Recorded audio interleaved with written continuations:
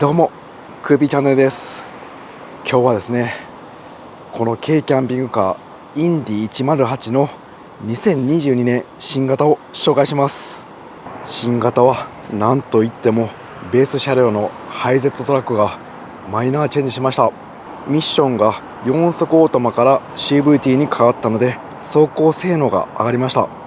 今回の動画は内外装を紹介した後に実際に走行し違いをお伝えします。自分自身同じ軽キャンピングカーのインディ727を約3年乗っています。2017年モデル、5年前の1つ前の旧型になります。軽キャンピングカーの最大の弱点は走りなので、大幅に改善されていたら新型に乗り換えたいです。まずインディ108とインディ727の違いですが、販売されているお店が違います。727がインディアナ RV さんで、108が東亜モータースさんです。製造は両方ともナッツ RV さんです。なのでほとんど一緒になります。内装のソファーシートの色が違ったり細かい違いはあるようです。まずはスペックから簡単に紹介します。軽キャブコンバージョン、略して軽キャブコンと呼ばれる軽キャンピングカーのジャンルになります。乗車定員4名、就寝定員4名、価格は2区で350万1300円、4区で362万100円です。で、価格なんですけど、新型になって少し変わるようです。で、旧型の価格になりますんで、新しい価格はまた概要欄に東亜モーターさんのホームページリンク貼っておきます。まだ撮影時点では変わってないんですけど、もう少ししたら価格改定が行われると思います。全長 3390mm、 全幅 1470mm、 全高 1990mm、 どこでも行けます。注目の CVT エンジンのスペックなんですけど、 660cc、 最大馬力が46馬力、トルクは60ニュートン、旧型の4速 AT は最大馬力53馬力だったんで、意外と下がっているんですね。この辺り実際にどうなのか楽しみです。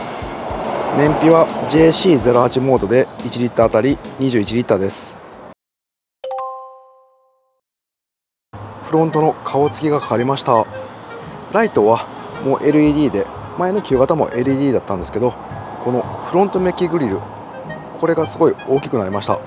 こちら側が旧型のフロントになります。なんかもうこれずっと見ていたんで、こっちのがハイゼットという感じが自分はします。この辺は好みが分かれるところですね。皆さんはどちらが好みでしょうか。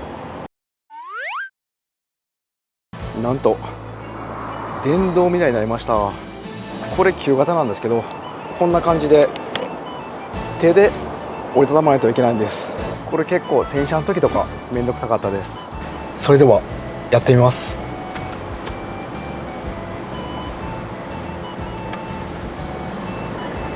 これはいいですね。めっちゃ羨ましいです。こちら運転席側のサイドなんですけど、一番大きい窓が長方形型のやつがあります。そして丸窓で、下にはバッテリーですね。で、こちらがガソリンタンクになります。タイヤホイールは12インチです。こちらは助手席側になります。丸窓が2つあります。これが本当インディ可愛いですよね。この丸窓なんですけど、少し改良されてました。ここに内側にゴムがついてます。これですね。旧型はゴムがついてません。これ結露しにくい二重窓なんですけど、ここに空気抜くことによってさらに曇りとか取りやすくなると思います。そしてインディ108のロゴがあって、その下、こちらが外部コンセントの入力になります。シェルのカラーリングが4種類あります。こちらの色がスチールブルーメタリックです。そして他にホワイト、レッドメタリック、ブルーメタリック、こちらのスチールブルーメタリック、お気づきになられた方いてるかもしれないんですけど、こっちの旧型と色が微妙に違うんですね。濃くなってます。この昔のやつがアズールブルーメタリックと言います。新型の方がスチールブルーメタリックです。この濃いめの色もいいですね。このステッカーのラインがよく映えてかっこいいですね。はい、リアなんですけど、こちらバケッジドアついてます。で、こちらはオプションになります。シェルの外観は旧型とほぼ一緒になります。それでは運転席も軽くチェックしてきます。これ鍵なんですけど、リモコンでも解除できます。そしてプッシュでも大丈夫です。これは楽ですね。まずはエンジンつけてみます。こちらプッシュ式になりました。メーター周りになります。タコメーターはなしで、ここにトリップメーターがあって平均燃費が出るようになってます。そして航続可能距離、外気温も出ますね。キャンピングカー乗ってない方は平均燃費や航続距離、外気温などそんなん当たり前やんって思ってると思うんですけど、キャンピングカーはほとんどトラックベースなんで、こういった快適装備が全くないんですね。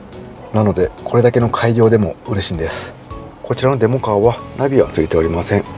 そしてミラーも普通のミラーですね、鏡の。でこちらパネル類なんですけど、ここに4駆のスイッチがあります。切り替え、こちらのデモカーは4駆で2駆と4駆の切り替えができます。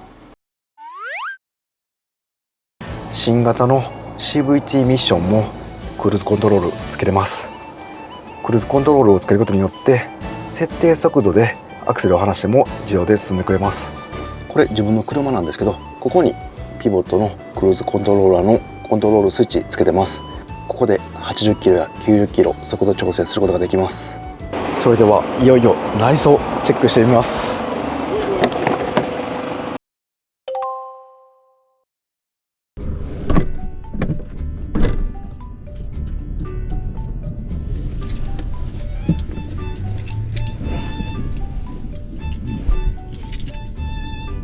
いや、このミニマムな空間ワクワクします。そしてこのセカンドシートが後ろ向き対面の台根となってます。自分このレイアウト初めてなんですごい使い心地楽しみです。まずはポップアップ上げてみます。ポップアップはこのフックを外して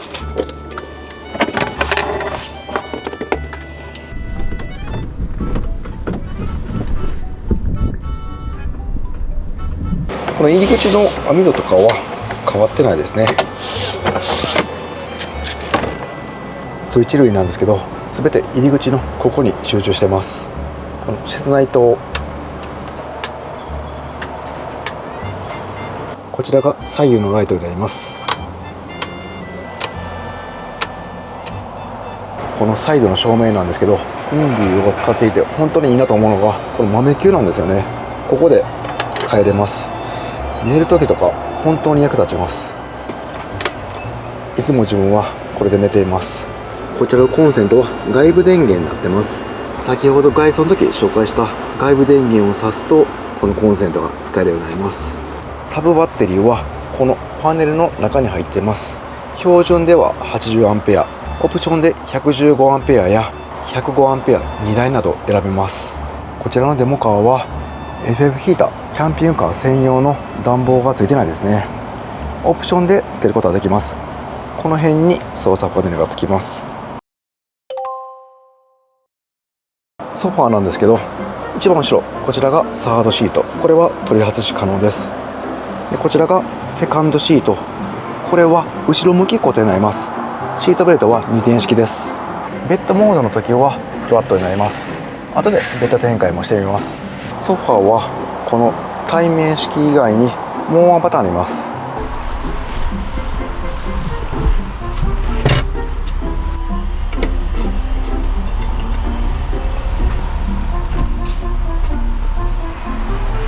この横向きレイアウトは一人使いにはめちゃくちゃ使い勝手良さそうです。セカンドシートをフラットにしておけばもうそのままベッド展開なしで眠れそうです。テーブルの設置方法なんですけど、ここのサードシートの奥に収納されてます。ポールは助手席の後ろです。これくるくる回します。あとはテーブルの裏の穴にここをはめるだけです。このポール式のテーブル使い勝手気になっていたんで、今日後でこの車両で車中泊してもいいということなんで実際に使ってみて使い勝手を体感してみます。ちなみにこのテーブルを収納するサードシートの奥のこの収納なんですけど、自分はテーブルここに収納したことはないです。このギャレーなんですけど、歯磨きするにはちょうどいい大きさです。あと野菜も洗ったりとか食器も軽くでしたら洗います。タンクはこの入り口付近にあって、清水タンク、汚水タンク13リッターずつあります。この入り口にあるのが本当使い勝手よくて、いちいち上がらなくて給水できるんで、この場所は秀逸だと思います。冷蔵庫はないんですけど、僕としたらこのサードシートの下か、もうこのギャレーの横、この台のところ置いてしまうか、あとは助手席の後ろ、ここが結構スペース空いてますんで、もしイケイケしないのであればここに置いちゃってもいいかなと思います。窓なんですけど、1,2,3,4,5個あって、全部アクリル二重窓です。これほんと結露しなくて使い勝手いいです。でリアとサイド、こちらは花上げ式になってます。で網戸、シェード、こんな感じですぐに切り替えることができます。収納は軽キャンピングカーはかなり有効的に活用しないと荷物が溢れ返ってしまいます。まずは一番使い勝手がいいオーバーキャビネット、これ押して引くとこんだけ収納があります。これが運転席側のサイドが1,2,3,4つで、助手席側サイドギャレーの上に2つで、運転席と後部座席の分かれ目のちょこっと上のところに、これかなり広いんですね。長尺物も入ります。高さはないんですけど、これかなり重宝しています。このオーバーキャビネットの収納なんですけど、対面式の場合は数が多いです。これ自分のインディ727横向きレイアウトなんですけど、その場合はこのオーバーキャビネットがここありません。なのでこの対面式はこのオーバーキャビネットの数が多いんで、これは嬉しい仕様ですね。そして一番大きな収納がこのサードシートの下です。これはかなり容量入ります。ただこの対面式のデメリット、セカンドシートの収納がすごい使いにくいんですね。こんな感じで開けばここにも何か置けるんですけど、毎回取り出すのにこれ開けるのめんどくさいんで、使用頻度が高いものをここに入れるのは難しいと思います。これ自分のインディなんですけど、横向きレーダーの場合はこんな感じで収納たくさん入るんで、ここは本当によく使ってます。なんといってもこのキャブコンの最大の武器はこのボディになります。一番外側にアルミパネル、そして合板 22mm の断熱が入って、また合板、そして壁紙になります。遮音性が高く、軽装の中でも眠ることができます。冬は断熱で暖かく、夏はエアコンの冷気を逃がしにくいです。多少のデメリットがあっても車中泊ではこのメリットが大きいと思います。ベッド展開何秒何分かかるのか、実際にタイムを測って計測してみます。先ほどフラットにするのは1回練習しました。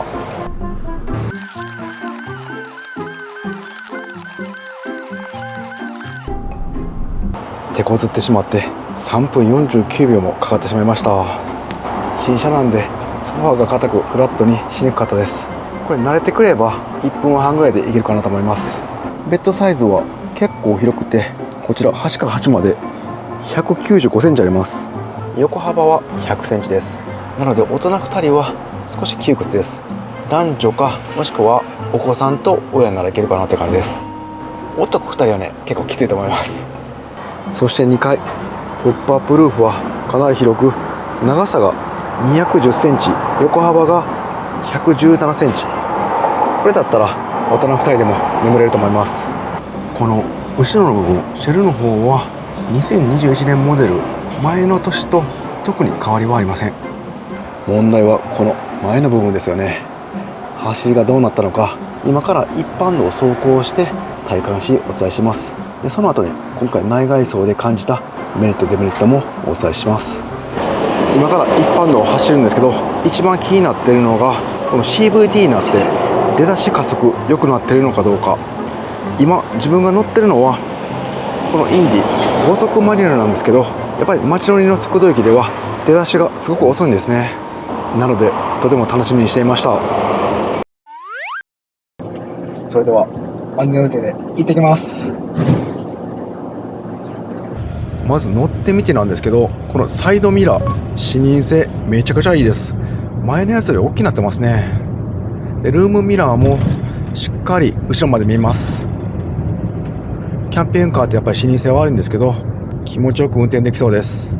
今街乗りで信号スタートになりました。いや、かなりスムーズですね。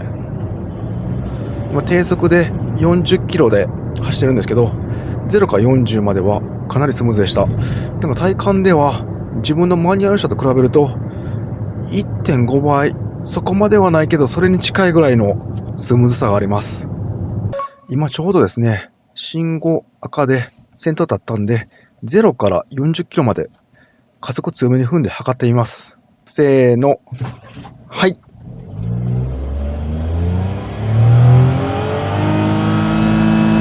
はい。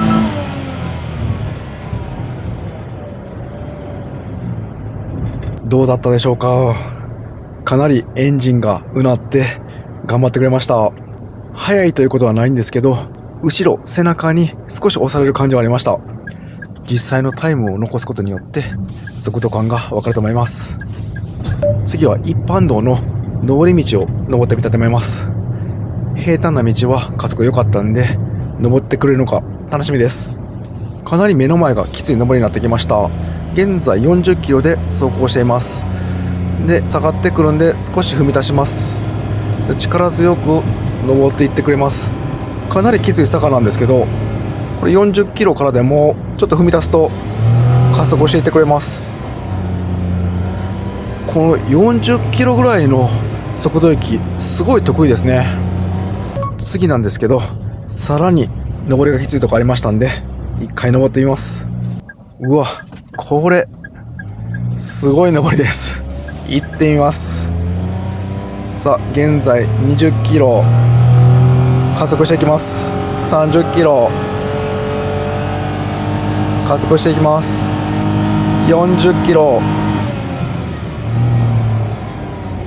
40キロぐらいに達した頃にちょうど坂道が終わってしまったんで、それ以上は加速できませんでした。はい、しばらく走ってみてこの CVT ミッションのエンジン感じたことなんですけど、やっぱりですね、そのパワーは前と変わんないんですけど、ちょうど一番いいところへエンジンが使ってくれるんで、必然的にパワーが上がったように感じます。すごいスムーズな走りっていう感じですかね。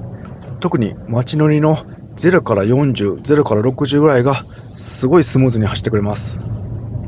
ある能力を最大限に引き出した、そんな感じがします。ダイハツさんすごいですね。はい、試乗終わりました。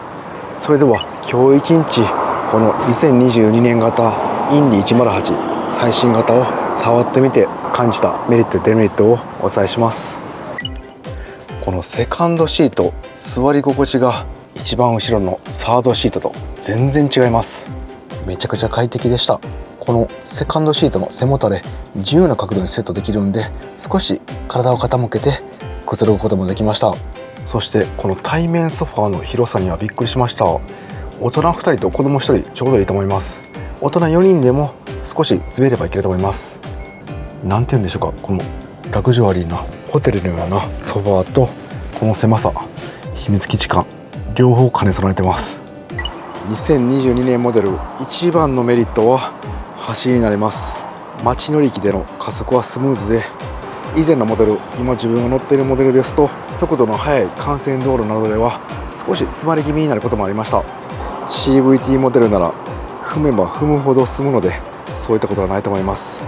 ただアクセル踏んでから少し遅れて加速します。はい、デメリットなんですけど、まずはこのメリットでもあったセカンドシート、後ろ向き専用なんです。前向きシートと3点式のシートベルトはオプションで24万3760円かかります。なのでオプションをつけずにこのまま3人で乗ろうと思ったら、後ろの方は後ろ向きで走行になります。家族で考えている方は後ろ向きで一度試乗してからの方がいいと思います。オプションでエアコンやベンチレーターがないので、かなり夏は暑くなります。なので夏は車中泊しないか、もしくは標高の高いところに行って車中泊するか、そういった感じの使い方になります。こちら壁は断熱されてるんですけど、この床ですね、ここ今すごく熱くなっています。ここの床は断熱されてません。なのでエンジンやマフラーの熱ですね、それが上にバーって上がってきます。